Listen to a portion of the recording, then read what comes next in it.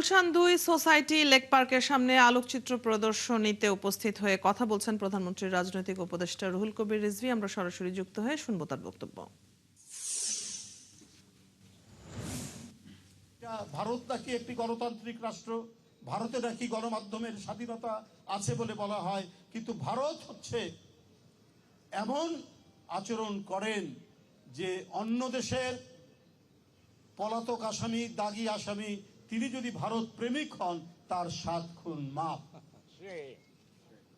তাদের কাছে আমি এটা তীব্র নিন্দা জানাই, প্রতিবাদ জানাই।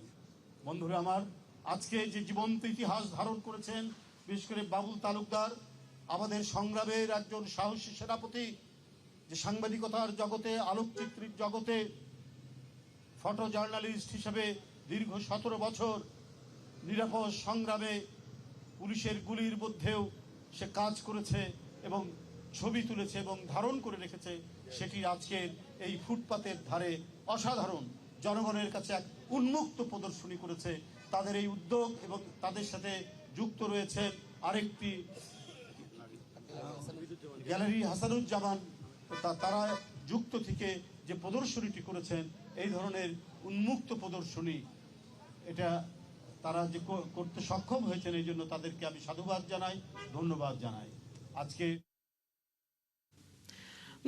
গুলশান ২ এতক্ষণ আমরা সরাসরি যুক্ত ছিলাম প্রধানমন্ত্রীর রাজনৈতিক উপদেষ্টা রুহুল কবির রিজভী বক্তব্য রাখছেন, তার কথা শুনছিলাম আমরা।